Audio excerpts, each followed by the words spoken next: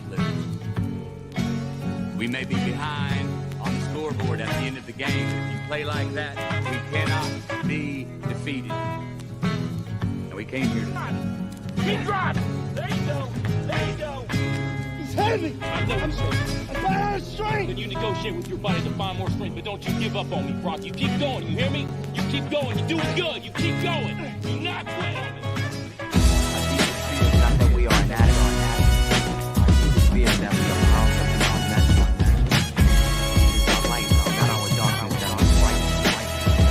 You're playing small, not serve the world. There was nothing enlightened about life that other people won't feel and we feel around you. It's not just none of us, but everything. We let our own light shine. We unconsciously give other people permission to do the same. We are liberating the mind. Hey, who do you talk to? What's going on? It is me, Mike Leopard, King Mike L. This is Legit Paranormal, brought to you by LegitPodcastsdotcom. It is June 9th, 2024. 69224.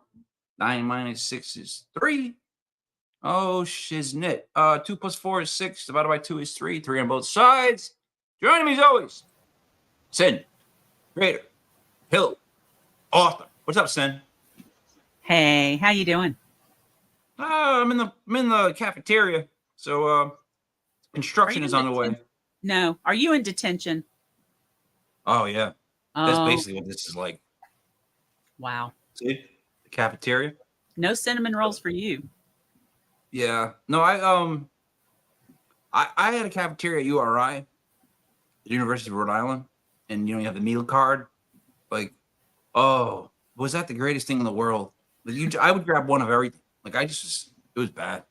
Cyn, seeing Yes. how Sarah Parah, Normal? yes, will not be joining us. Would you like to do the introductions for the guests? See, I think you know the guests, so maybe you should do the introductions. I know him just a little bit, yeah, so I'll try. All right, let's give it a shot. So the guy that we're about to bring on has his own podcast. He is an author. He is a psychic. He's a metaphysician. He is an artist. He's a trance medium. And he's native to the Chattanooga area. He now lives in Florida. But he has books like the Chattanooga Chills trilogy and just different things. He's even got an online ghost tour. Okay. Please welcome. That's a lot. That's Mark. a lot. He's going to live up to a lot right now. You're really Right. setting the stage for him. Oh, I didn't even say half of it. Oh, no. No. Really? Oh, yeah. Oh, yeah. Oh, really? So please welcome Mark Elliott Fults. Howdy, Mark? howdy, howdy. Hi there. So, Nice to Mark, meet ya. first question I would ask is that was half the stuff, I guess, that you're known for. What do you pick out of what she said as like main topics you would bring up when introducing yourself? Like, hey, this is what I do. Hey, dropped on my head, talk to the dead. I don't know. I like for myself, I started off as an artist first and foremost, but But wait a minute, what does that mean? I do art. I'm an artist, and so Draw, I take paint, draw, sculpt? ink, all of it. I've done oils, watercolors. I do Okay. ink mostly. When I was attacked and killed and came back from it 32 years ago, I used the art as my therapy to come back, and then that helped. I used my artistic abilities to help deepen my metaphysical abilities, and it takes a lot of discipline. So, Let me ask you this. yeah. You say art help you break things down. So what I've learned, or in my head, Sure. putting things down on paper, even if you're just writing out ideas, once it's Yeah. written down, it becomes more real. Yes. Because then it's written down, and then if like with art, that's a good way to get stuff out in the sense of you're gonna just at least write it down, and then it becomes something, and then now it's actually real, and you can expand on it. Is that kind of what you're doing? It's kind of aspect of channeling, because I do channeling naturally. And what I do with the art, it kind of rolls around in my head, and then it just flows. You have to get it from here to your fingertips, and I let it flow, and it comes out, and I kind of approach everything that way. It has to start, it has to start in the noggin, but to get it from here to there, you have to understand the channel, the way to get it, because if it's in your head, it's not always doing anyone else any good. They can't see it, so you have to be able to get it a way to present it to them, whether it's in the written word or and that's an art, you know. So I mean, the way that you describe, the way that you, and then with me, I've always been very visual.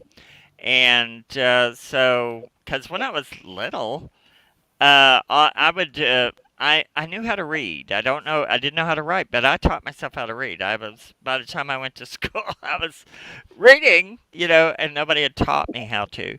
So, but I loved to see artwork. It always Curious inspired little me. scamp. You were Yeah. a curious little scamp. I was a curious little scamp. And so I'm still that way. I see things very artistically. So but it's a language of its own. So, but it helps in the way that I communicate. So if I can put it down on paper, Cyn has seen some of my artwork, but it's one of the greater communications, because all through mankind, sometimes out of society, all that remains is the art after the people are gone. Yeah, So, and so, Cyn, Yes. when it comes to art, I think of course, drawing, painting, anything with that style. Then I think acting. Cyn, I think writing. I think creative writing, stuff like that. Yep. Cyn, when it comes to art, right? Yes. Do you think that Mark writes things down or draws them out the way he sees them or the way he interprets them? The I know way that's he a weird sees question. them. No, he draws them the way he sees them, because they come to him, and then they go from here out through, because he really does channel while he's doing No, all. I believe that. Yeah. I'm just not one of those Yeah. people that when you do art and it comes in your head, that if it doesn't leave with a little bit of a twist on it. It leaves with a lot of twist when it comes out my fingers. If I'm drawing something, he's sent me so many pictures that he has drawn that I'm just amazed by him. And there's been twice that he sent me something that I was like, well, that's not Mark, really. And then he, as soon as he sends it to me, he's like, I'm not on my best game. I don't think I've got this. Yeah. And he'll try again, and it's right again. All right. But So, Mark, Yeah. I've been in art, I guess you could say. I have my associates in arts, but I wouldn't Cool. consider that art. I don't consider that cool at all. Like it just happened to be in arts. Anyways, Oh, I like it. I performed for a long time, doing different things, sock puppets mostly. When it comes to art, that's putting yourself out there. Yeah. Kind of like the paranormal is when you want to tell somebody you heard something or you heard a ghost or something like that. So, Yes. when it comes to your art, are you protective or are you just letting it all come out? I used to be. To me, it was like almost getting your skin ripped off. When somebody criticizes what you do, and because it's so personal. Now I can do it and put it out there, but it's for whoever it affects. Whoever likes it, and if you get 10 people, there's going to be 2 or 3 who say, "God, that sucks," and it's like, and that's okay, But then if they go, "Well, you suck," then you can kiss my double wide socket, But you have to take it. It's all subjective, So, I mean, some things I want to do is not going to appeal to the average person because I'm weird. and I mean, not that there aren't weird people, but some of my artwork is weird. And then sometimes some of it is if I really get it pitch perfect, I don't care if someone likes it or not. I love it. So, and actually, at some point, since Cyn and I do books, I'm going to put out a book of art work because it when I was starting to really get complicated ink work, which is I just taught myself. I'm a self-taught artist. Complicated And ink work. very complicated ink work. But it was right after I was attacked, and so it was part of my therapy. And I got my dexterity back and everything by doing it. But by doing it, all of a sudden I went from being mediocre to pretty good. And and I picked a very hard medium because ink is hard, and you can make it very beautiful and soft and looking. Or But get it it's all a over very yourself. hard medium, and get it all over yourself, get it all over everything else. It can be very, to bring something that has shades in it where you're only using one medium is get a foreground and a background and a negative space. And I do like an Art Nouveau thing that because I'm in metaphysics, I've really found there's a lot of metaphysical art that has Art Nouveau in it. I think because of the flow, and I understand that. The curls and the vines and the hair and but it really saved my life. It's probably my sanity. The thing with art, so I have twins. They're gonna be 21 actually this Wow. November. Yeah, I'm 74. Yeah, you have So to be because you don't. You look like you're about 30 now. yeah, no, I'm 74. My daughter has an artistic eye for things. She can draw it like in 3D form. She Wow. gets scaling. She's always just known that stuff, right? My son cannot draw. Yeah. Oh, his drawings were the funniest things, man. When his artwork would come home, because like she would have like this beautiful like farmhouse, sheep, all the stuff. And Mike would have like a stick figure guy standing on this green thing that was scribbled in for grass, and then like maybe like the sun, and maybe like one other thing like a chicken. You just hand it in. And I learned to appreciate his art actually more as I got older and he got older, because I went back and looked at it. Hers was so detailed and all this stuff, but he was saying it pretty simply by the stick figure and the barn. Like I'm like, I get it. It's actually more to this. It's almost more of what the teacher asked, and that's why art is subjective, because what they ask of you and what you do are gonna be two different things. And on top of that, being an artist or being in art, you got to be like, I expect people to just hate it when I do something. Oh like, yeah. I really mean that. Like I'm just like, because like it doesn't matter if they like it or they don't like it. The ones that like it will. The ones that don't, well, guess what? They won't. I mean, will they bitch about it and talk about it? Yeah, but that's today's society. Well, and then too, you know what? With if they're saying something good or something bad, they're at least responding. The worst thing you would want is for them to look at it and go, and not notice. Yeah, ambivalent. Like they just go, yeah. Oh yeah. Yeah, and at least they're getting an opinion about it, but it's their opinion. It doesn't necessarily whatever you have to say doesn't have to. Everybody it cannot fill all of everyone's whatever boxes, and it's your expression, and if your artwork is an expression of you, the thing that is weird is when you have to do it for other people. And then it's like, it can get very special. I did a lot of illustration for a friend of mine, and that was very odd. So I thought, I'll just do what I want to do, All right, one, it's hard to work or do art or do anything for friends. Like they don't find you funny. They don't think it's because they know you. It's like it's a weird type of dynamic when it's like friends. Friends are not your target audience. That's really not who you want to show your stuff to, because they already know you, and it's like, oh hey, yeah, all right, great. Oh, whatever. but you know what? Well, see, I work with Cyn. I work with Teal Gray. I work with friends that, if I do something for them, I like to do something for them. But I also like the fact that they'll say, God, that stinks. Do this again. Or they'll go, "Uh, I'm sorry to tell you, but but we don't have much of that. But if they do for that, because I'm doing it personally for them.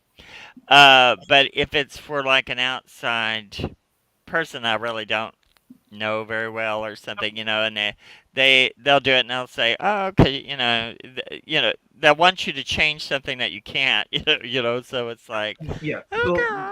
Well, I never give somebody else, like, when I ask someone else's opinion on anything that's artistic that I'm doing, Yeah. I don't really ask for their opinion. They're going to give me one, and I'm not changing shit. I already know that. So, like, that's kind of, Yeah. But let me ask this. You ever have trouble when people like what you did and want to ask too many questions about it? Oh, Like, in other words, what I'm trying to say is, like, I've done stuff where people come up and say, like, well, what did you mean when you said this or you wrote this? So this was in this part of the song. Yeah. And you realize quickly sometimes that you wrote stuff that was a little, maybe too personal. And you don't want to be hashing it out with this guy that's got like a nipple ring and he's going to call my brown pants. before you speak, Mark Yeah. has actually had some stalkers. Oh, yeah.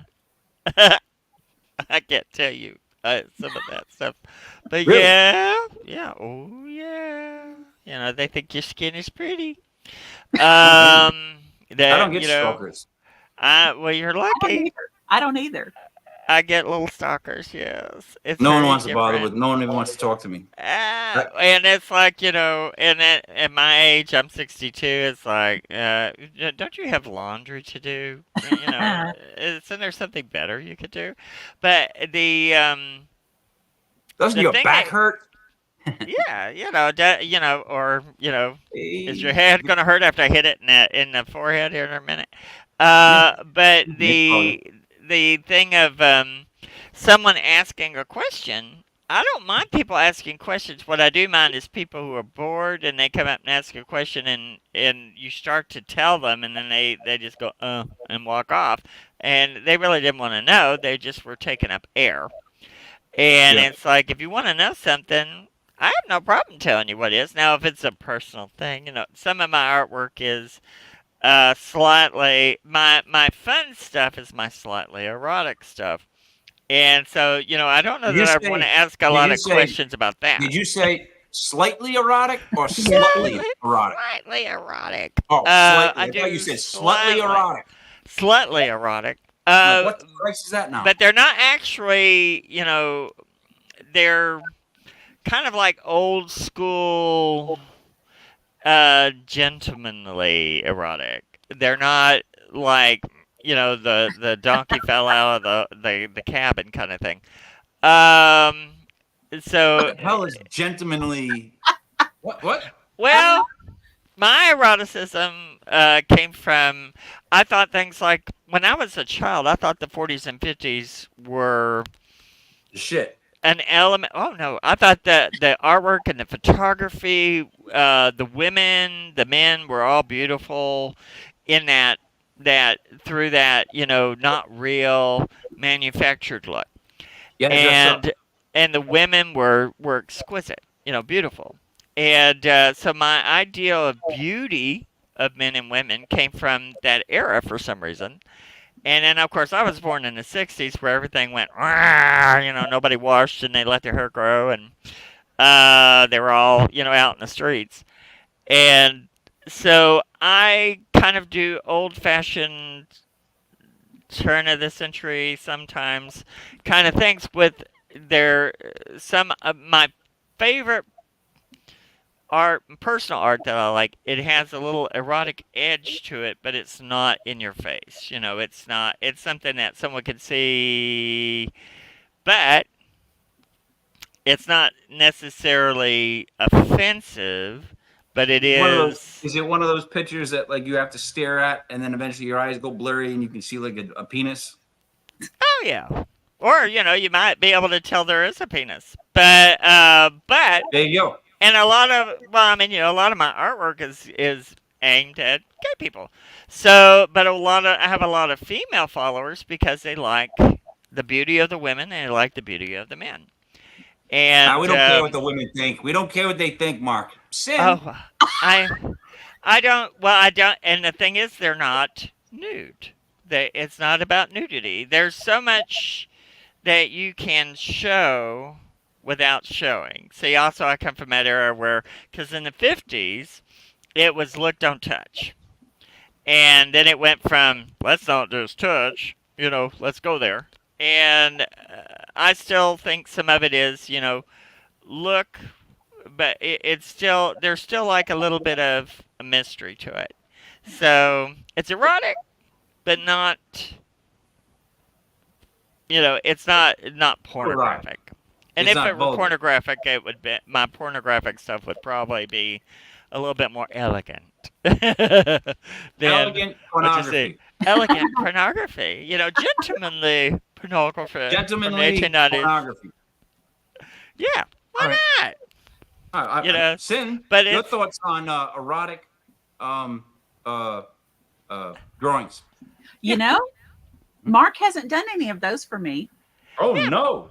Nobody gets to see those right now because, there's so many people who are, oh, my goodness. And I probably would do that. Oh, And, well, no. There are things, since I'm a Wiccan, I'm metaphysical, in that department, I do things that are very blunt. Now, there are pictures that I do that I think are erotic and blunt, like Hearn or Pan or things like that, that What? they're not... Wait, what? I Wait, don't what? think they're offensive, but somebody who would see them would think they're offensive because they're Pan Pan or or Pan? Hearn. Yeah. No, wait. I don't think you're getting my question. I don't know what you're saying. Are you saying Pern or Pan? Pan, Pan, Yep. or Hearn, Herne. They're like the Green Man. They're like the woodland versions of us. The man with the deer horns, and they're the human personification of nature. okay. So Yeah. nature is, my pictures that I've done of things like that, they're very blunt, but I think they're very beautiful. But they're not for everybody because Well, it sounds like you're whittling down the target audience. You're like they got antlers. They're part people, part woods. It's like, yeah, and the women are nymphish and have beautiful Art Nouveau hair and just just something that when you see it, you want to if somebody really it affects them, then I want it to they're I'm putting it out there whatever way. I have pictures of what I think are quite beautiful women and quite beautiful men. What And type of reaction are you hoping for, Mark? I don't really know. Just you know, like, something hey, Mark, I like it Mike, when I look at the photo. I look at the drawing. Yeah, I love it. Play with myself. All right, let you go. gotta go. If they want. To me, the thing, a lot of people get my artwork for like their altars and things like that, or for, I have some people who, my gay audience likes to have prints and things, to put in their special rooms. But Special I don't know. rooms. Special Usually rooms. special rooms. Special art collections they have, And so I don't know. I just put out art, and if someone likes it, they like it, and if it fulfills what they need, then and I have people who have artwork they've had for 30, 40 years that they love. So that's something when I'm gone, it'll still be around, and maybe it'll inspire someone else. Because I've been inspired by so many people. You know what? And go ahead. Let me tell you something, Mark. You just touched on something that I worry about because those of us that are artists that have made songs or videos or whatever it And is, I do you that made, too. Yeah. right? You always think like, well, this will be something for people to look back on and listen to, and then they just don't. Well, They just don't. No one bothers to listen to your stuff. Go back, look. It just gets like I've been around too many people that passed away. It's like you don't go back and look at their back catalog. So if I could give advice, it would always be to be shocking in yourself first, and then worry about everything else later. yeah. Well, I mean, I don't mind shocking somebody. I don't mind shocking them. I can do it really quickly. I mean, believe me, believe me, if I could start a riot real quick in the community, the way that the world is now.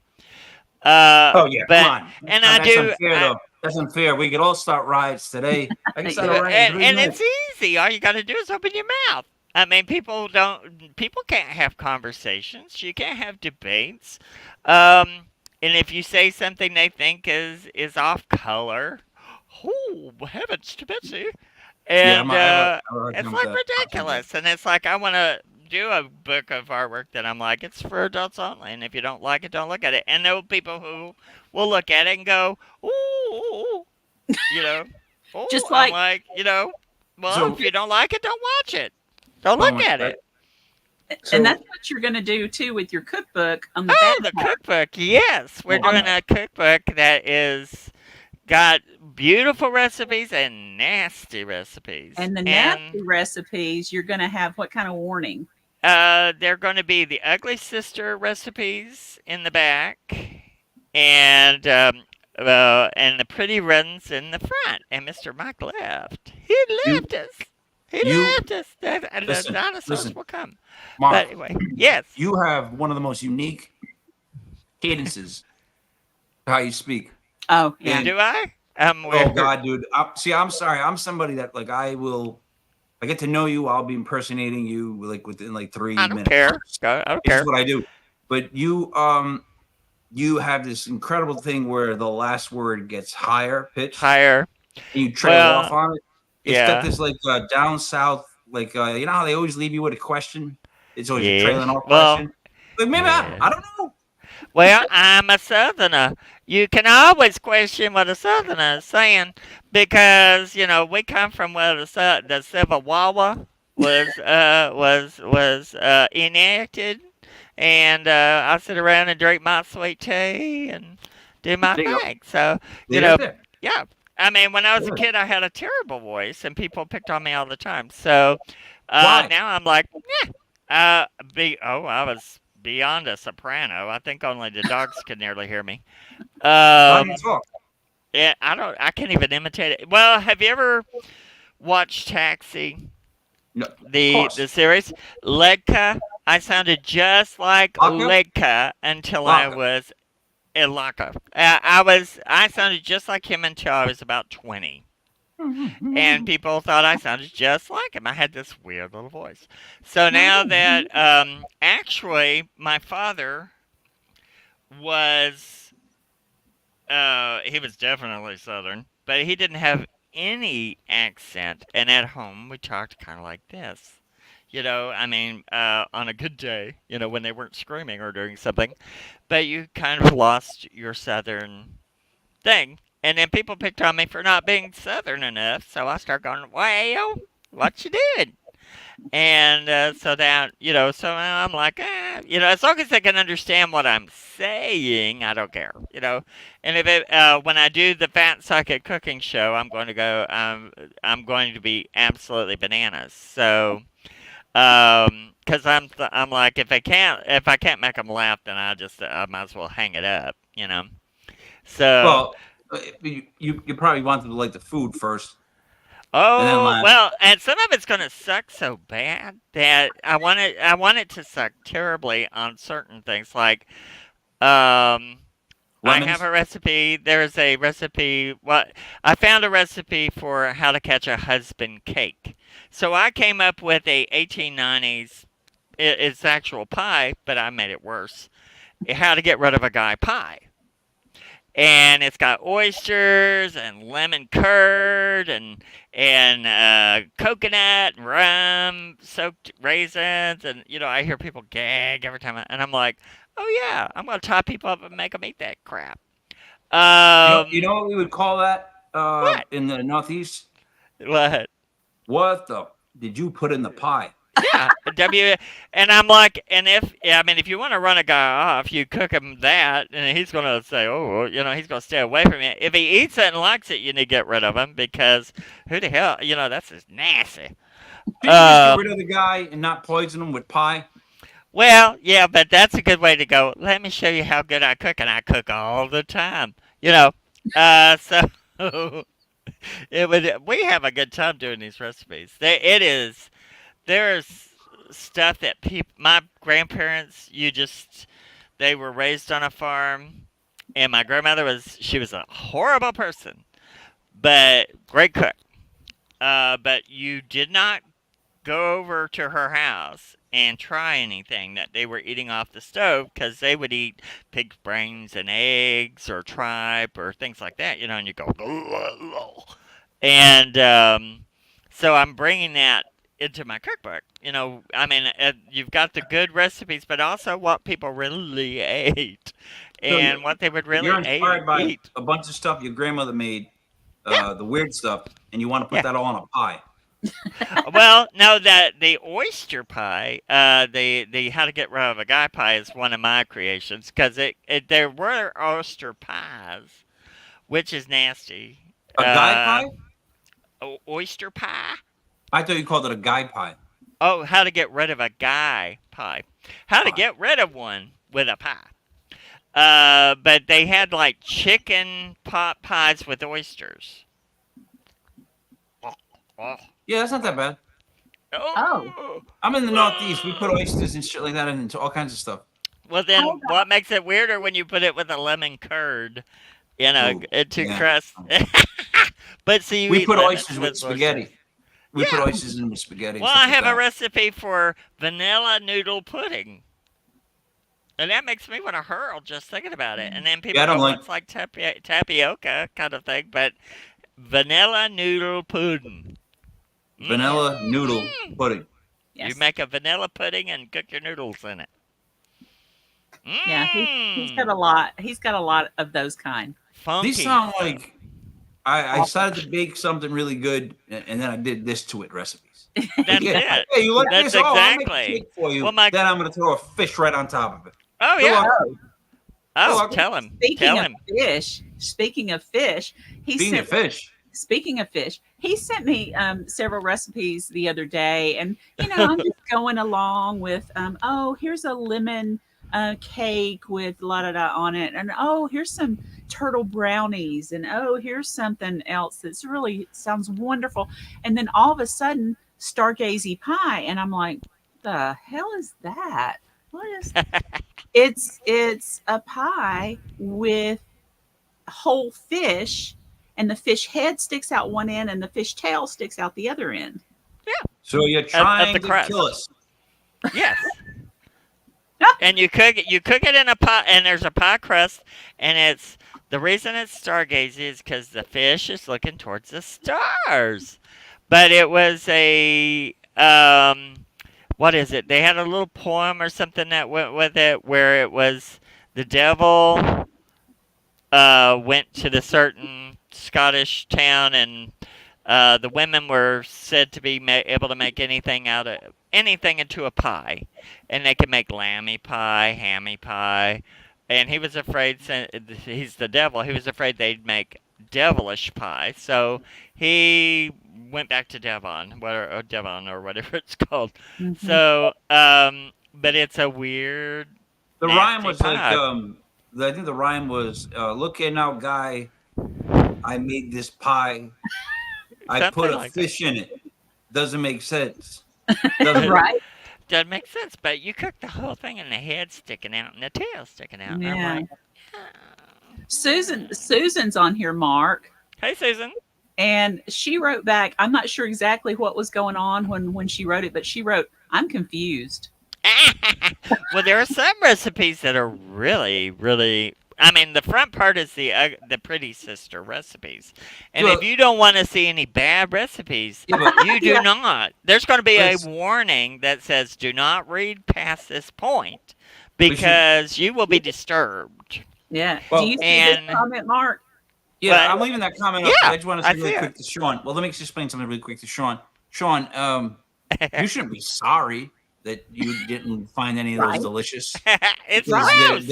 I don't think they're meant to be delicious. No, It's a no, pie no, with a fish no. coming out of it. You don't have to be sorry, Sean. You just don't like it. No. Right? But Sean see, there doesn't are like it. recipes. There are recipes that are been in my family way like 120 years. Like the way my mother made vegetable soups. My favorite little dishes like American goulash or things like that. There's a lot of really really delicious stuff. Wonderful cakes, wonderful cookies. My grandmother, I can't say who, she used to do these oatmeal cookies only for my brother. There was 4 of us, but she only would make stuff for him, and they were freaking delicious. But if she gave you a recipe, she left stuff out so you couldn't make it. And so when she died, she didn't realize I would be the one getting the recipes or carrying Wait a them, or minute. she would have burned them. So she would write down recipes, but leave key ingredients out of it. Yeah. If, can make them. if someone asked for the recipe. Oh yeah, it would turn into the biggest dog turd sandwich you've ever had. It would be awful. And she was that way. My father was that way, and they both were great cooks. But by God, you didn't get a recipe from them. And when she died, I got some of her stuff. And I thought if she had thought about it, she would have burned every ounce of it before she Yeah, you keep died. saying they're great cooks, and then you talk about all this horrible stuff they made. Oh, they were didn't give anybody horrible. their recipes, Well, wouldn't she do this. was a horrible person. And actually, I'm not quite sure that she didn't do horrible things to the food while we were eating it, because she would sit there and stare at. She wouldn't eat anyone else's food, and she was an Edwardian. They would have this little habit of pouring their coffee in their saucer to let it cool and then drink it. And she would sit there and drink her coffee out of her saucer and watch you over the rim of it. And I thought, I was a kid, so I didn't realize there was something wrong. And I thought, I bet she did stuff to that food. We have no idea. We lived, but You didn't ask her? she was awful. Oh yeah, You weren't like, hey Nana, what are you doing? Why are you staring at us like that, like Dracula? What are you doing with Oh the well, sauce? she was a weirdo, and they let her get away with everything. So she had a license to kill. They wouldn't have cared. My father was he was trying to make mommy happy, but she was terrible person. But like I said, she was raised on a plantation farm kind of thing, where when she was 8, they put her at the counter and started teaching her to cook biscuits and start cooking for the field hands back in the 1907, 1908 era and 1915. So Wasn't everybody from that era kind of miserable? yeah, there was a lot to be miserable about. And she was just, her and her sisters, they were horrid and awful people. And they hated children and tortured them. And I was one of them. But I have to give it to her. She was a good cook. And after I got some of her recipes, for 30 years I've been going, I need to do a book. I need to put these in a book. And then I started collecting them, recipes. And then, so this book is kind of like her stuff, my stuff, But very unusual things from around everywhere. But she liked to eat anything that was nasty. Really? See, now my Nana, which would be my grandmother, was fine, incredible woman, right? But like I know her mom, so my mom's grandmother, would be my they call her my noni. She was like from the Depression, all business, no joy.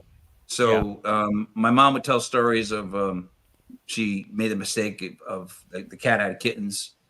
She's like went and told Noni, and Noni was just spoken Italian. She came outside, Killed one by one, picked up every kitten, and slammed them on the concrete, threw them in a bag, got rid of them. And it was like no animal cruelty in her head. It was just got to keep the yard, like not too many cats around. Like that's just how they thought. and it's like you hear that and you go, "Oh my God, it's such a horrendous story." But I think, But in our sensibility, to them that was practical. Mm. And I'm a cat. Cyn knows I'm a terrible cat. They're addict. I love cats. But when I was researching stuff for the books, I found two things. I thought, oh my God, people would just go after you with torches. And one of them was this woman in the paper in like 1910 going, an easy way to kill kittens, how to do it, or uh, how to get a thing they did to crows that was the most evil thing I've ever heard of. Actually, I've incorporated it into a book because I what went, do you do to them?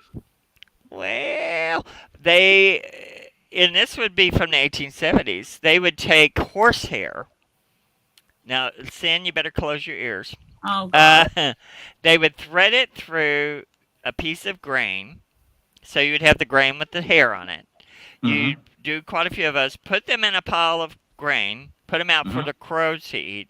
One would swallow it, couldn't pull it back out, and they would panic and they would cut their own throats trying to dig it out. The sound of the crow doing that would warn the other crows off for the season. I got to buy a horse. And they were like, they said, you should try it. It works. And I was like, what? So, I Yeah, but I don't. incorporated. Does that bother you guys? That really bothers you guys? Killing crows that way? It Yeah. bothers me. It bothers To me anything like knowing any kind of animal suffers.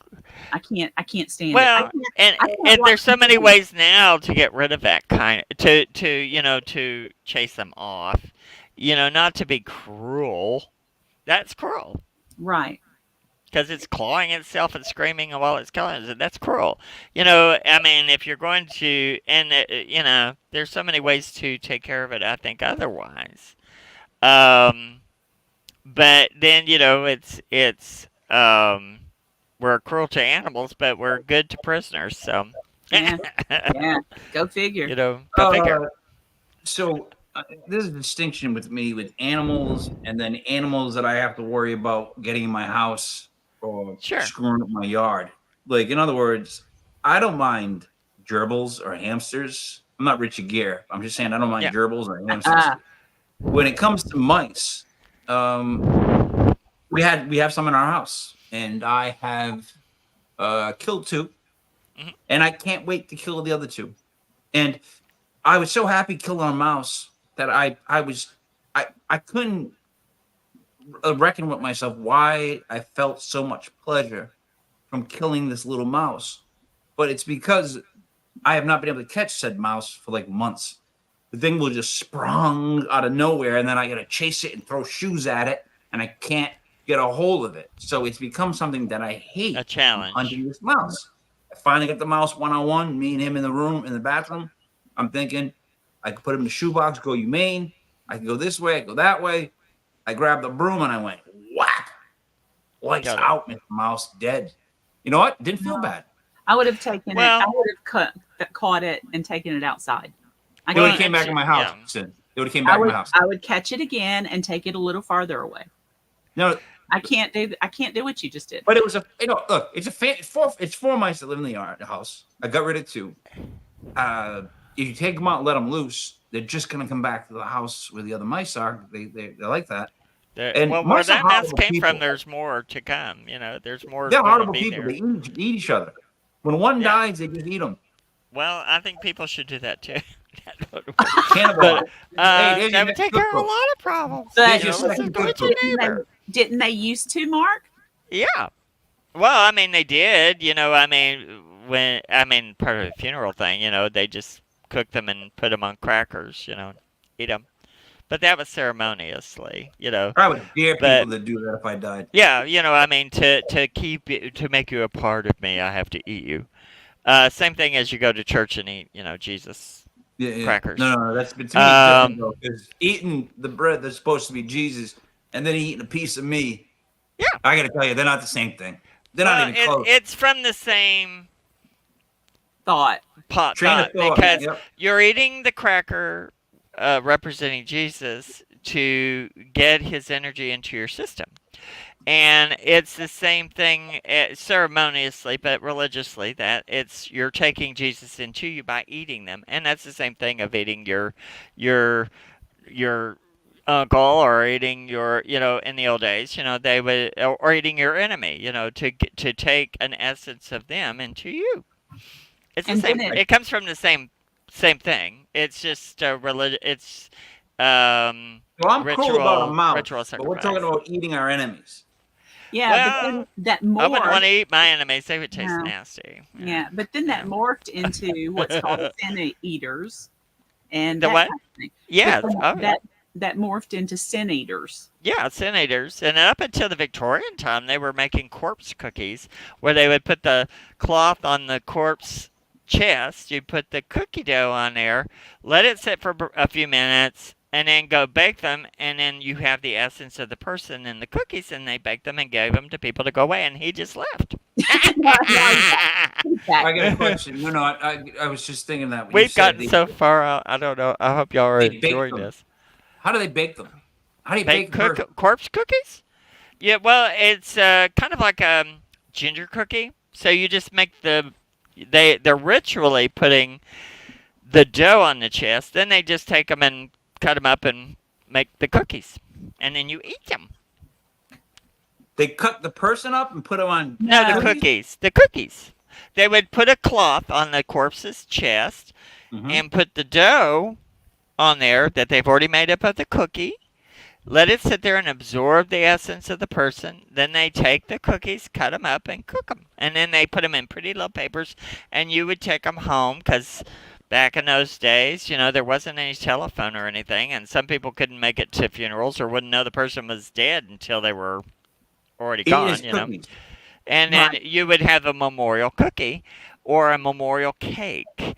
And people there are stories of people eating those cakes. 100, they would keep those pieces of cakes for 130 years, sometimes. But people would keep them for 2 or 3 years. When everyone got together, they'd have a memorial and drink, get elderberry wine and dip the cookie or the cake in it, and it would be stale, but it's ginger, so it's just like a stale gingerbread, and you eat it. And elderberry for funerals and champagne for wine. For weddings, something fancier for weddings. So if I passed away and someone wanted to put a sheet on my chest with dough to make cookies, I would think that's ridiculous. Even though I was dead, then I wouldn't care. Well, back in those days, that to them that was sentimental, and you're getting a bit of you in a cookie. So it's like having you with them. So my dad was cremated in 2007. My mom cremated in 2020. Yep. And they're like, "Oh, we're gonna put the ashes in the same urn." I have 2 brothers. They're like, "Who wants the urn?" And I'm like, "Any one of them," because I don't carry an urn with me. And then I had one brother say, "Oh, I don't want the urn, but can I have like a locklet to keep their ashes?" Locklet, yeah, that's a And popular thing. But I'm like, why the fuck would you want to keep something like that? Like, well, I don't know why I would want to carry around my parents' ashes. Why not? Why not? Why not have a memory of your beloved around your neck? But that's not that's what I mean. That's not forever, a memory. I'm not remembering them. and ever. Well, you think about, back in Marie Antoinette's time, they didn't have photography. So what they would do is they would take the hair of the dead person. You would take a lock of hair and make a braid of it and wear it in your wigs. And there was a lady whose wigs were comprised of nothing but 30 or 40 dead relatives' hair. And she was, who's Marie Antoinette? Marie Antoinette. You don't know Marie Antoinette? She liked cake. No, I wanted to ask that really bad. Marie Antoinette liked cake. Who the fuck is this now? Marie Antoinette, huh? But she you know that, right? Yeah. So what? Huh? What? You know, they claim she said, "Let them eat cake." Who's I the one know that they claimed? did that. They were, but I don't believe Who she said did it? that. Yeah. I don't Who believe said she it? did that.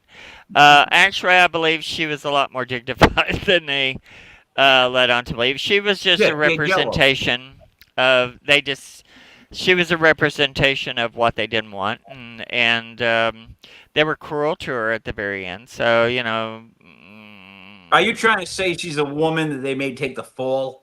I don't believe it. I don't know about the fall. She was in there spending the money and doing all the stuff. But she represented it to the poor people and the political people that were against the king and the queen and all that stuff. She was, kind of more of a figurehead, but she spent the money right along in there. She was guilty of being a spoiled little girl. She was a little girl when she was sent off to him to be married. And we can't, nowadays, there are so many people I know right now that if you gave them carte blanche, they would drown in their own greed. I mean, you don't put a hungry dog in front of a cake, and say, go for it, And they gave her and her husband, they were not prepared to be kings and queens. And so they padded themselves with jewelry and fun and pretty things. Can I use that line later tonight? You don't put a hungry dog in front of a cake. That's a good. Yeah, that's a good. Yeah. Thing. Good It's because you don't. Yeah, you don't put a hungry dog in front of a cake. No, I had a friend, Bruce. I think Cyn's I've told about him. The dog ate his toe. But he went into the hospital one time. He had just sold his house. He had $40,000 in his bank on his card, and there was 3 of us friends that he wanted us to take care of his stuff while he was in the hospital. And he was having to move, and he put 2 of us working our butts off to move him. And the other person who had been living with him, he goes, I want Scott to have my card. And I said, are you sure? Because Scott was real weird. And he goes, I want Scott. He wanted me to do the work. He wanted Kristen to do the work, but Scott was going to have the card. So Scott took the card with $40,000 on it. So we got him moved, and so Scott moved into some kind of hotel thing or whatever, and was using money off the card to do that, And Bruce wakes up in the hospital and looks at Krista and goes, "Where's my card?" And she says, "Scott has it." And he goes, "What?" And Scott had spent like $1,000 on cigarettes and had hoarded them and was living in this hotel room and was surrounded by cartons of cigarettes. And but I said, Bruce, you insisted he would have it. I said, you don't put food in front of a starving dog. And I said, you don't give him a card with $40,000, but no one could tell you any different. And yeah, I but said, he's not starving. He's hoarding. He's He wasn't hungry. And if he had gone through every dime of it, Bruce had given him permission to have the card. And I said, he could have taken you for $40,000, but you wanted him to have it. So he had it. So I said, you got away cheap, but it was funny because he just was sitting there smoking like, and had just tons of cigarettes around him. I think he had a lifetime supply. It was hysterical. 4 going at once. If I had that many cigarettes, I'd have 4 going at once. I'd just be like, cigarette. You'd be like my dad. He would smoke. We had to get him a carton every other day. And he would set himself on fire. He'd do all this stuff. He had piles of cigarettes. It's like he's still blowing smoke rings, and he's only been dead 24 years, So it's both my parents smoked nonstop. It was, yeah. And that was something from the era before us. Was that? I said that really was something from the eras before us, because my father, he was smoking from the age of 11 until 72. And, I mean, he was made of nicotine. and it was Yep. pretty bad. And I'm just like, that is one thing I'm glad I don't have. I just didn't have I got to smoke enough of it from everybody else. Well, yeah, no, I just stick to acid. Cyn, do you have any questions for Mark? Because like Mark. I'm trying not to get to the attack. We've gotten somewhere. We'll Yeah, do we've a gotten part off track. We've two. gotten off track. We'll do a part 2. We can get to that because I know that's a big Wait, deal, what- and I'm not what's trying that? to touch it in this show. What would you like What- to ask? What did you say? Don't touch on? No, so I'm not going to touch on the attack. That's Okay. the part 2. That's the part 2 Okay. type thing. Gotcha. In the last 5 minutes, what would you like to ask? Because you haven't usually been Mark. listening. I apologize. What? What would you like to know? Mark, how did you spend your evening last night?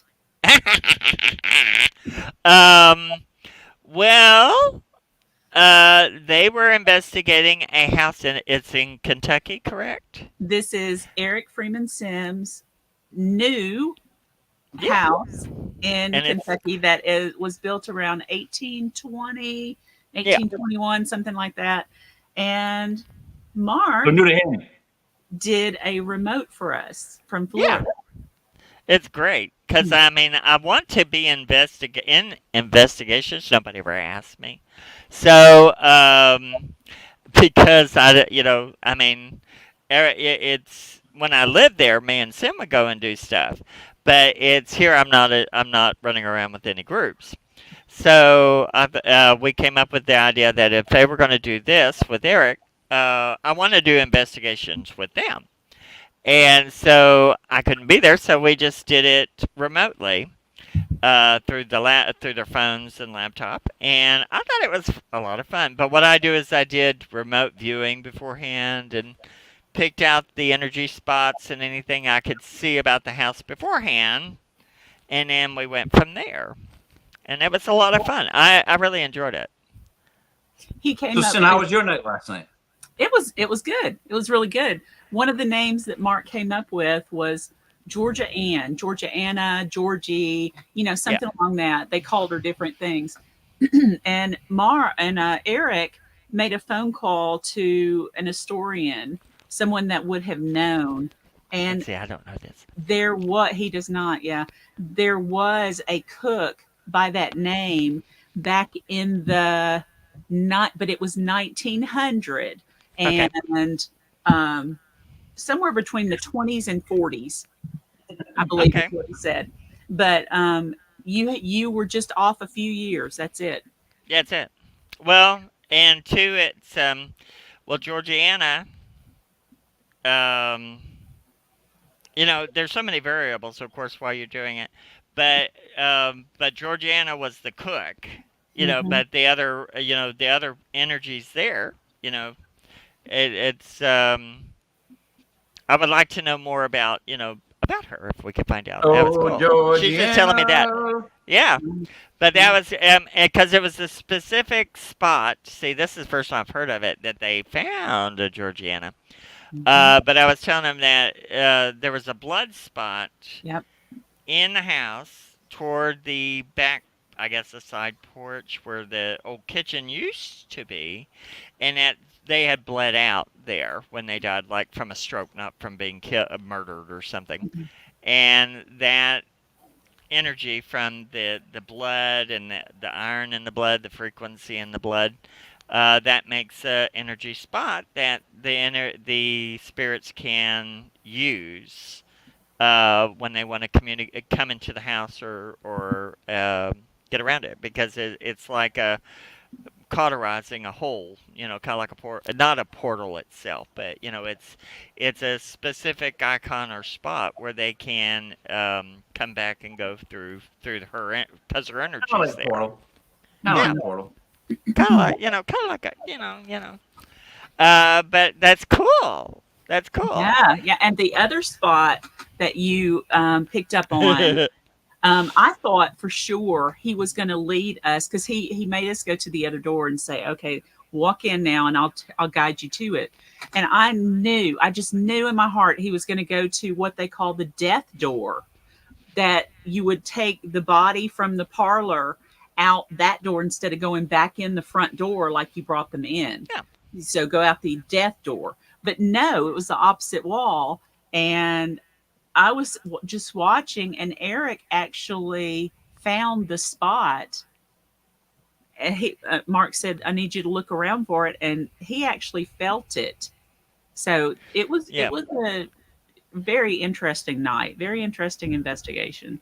And it was interesting for me because whatever he was using, whether it's his phone or the laptop, I would say, go to the left, go look down where you are, go to the right. Baby. And I took him directly to, but I was able to do that. And I thought, that's the miracle of the modern age. Yeah. But that spot was the spot I knew beforehand that it was the energy spot. It was a different energy than the blood trauma spot.